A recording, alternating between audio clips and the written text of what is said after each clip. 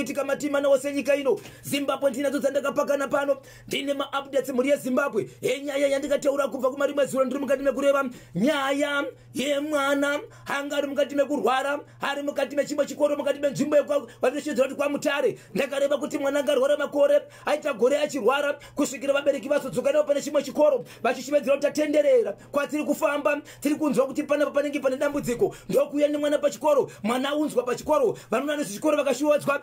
mambo wemunzvimbo akashivedzwa mwana akatorwa kukashivedzwa ana n'anga nevanhu vaida kubatsira regai nditauro shoko rinorwadza regai nditauro shoko rinorwadza muri yeZimbabwe mwana uya akazoshayika nematambudziko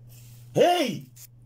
so panga pane urongo kunzi pachikoro pari kunzi pane zvoda kuitwa pachiitika kana kuita sei but izvi zvese zvine mutemo kunzi pachaitwa sei asi maticha pachikoro pamwe changa tonzi basa ranga mbonzi vambomina kana kuenda palive nokuda kwenyaya idzi asi mwana uyu kusinokaita sei akashaya hey nematambudziko update yanati kupe muri yeZimbabwe ndodzoka zvakare update yekwamutoko yemwana ane 4 years akabatwa achibva kuchikoro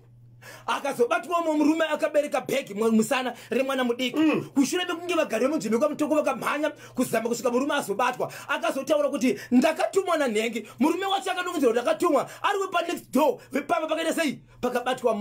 mwana uyu akazoonekwa ari panzvimbo imwe yanga kasungwa netambo muhuro mwana uyu ari kuchipatara iko zvino tichitaura nevabereki vemwana nokuti munopinda mwana uyu muri kutenderwa vanhu vaviri kandi amai nababa ndokutenderwa kupinda imomo iko zvinozvo akusunura rimwe shoko randazoona pamusoro paro mushure mekunge madoctors vanachirima chitamba nemwana nderekuti mwana zvakare akakanganiswa kutorwa kuitwa panguva yamai iye ari mwana uyu matakura sei 4 years akambunyikidzwa akabatwa chibharo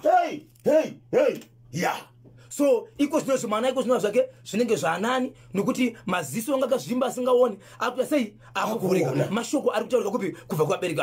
Zimbabwe nyaya dzandinadzo pazuva ranhasi ndine nyaya yekugweru yevanhu vakatorerwa imba mushure mekunge vakatozoona kuti mapepasi ari kutobva kukoti ari kutaura kuti panapa makunzi chibudai asi panga paine nguva vanhu vachiuya nemapepasi kuti panapa ndepedu asi muridzi wepamba apa ndembuya vamwe vange vaine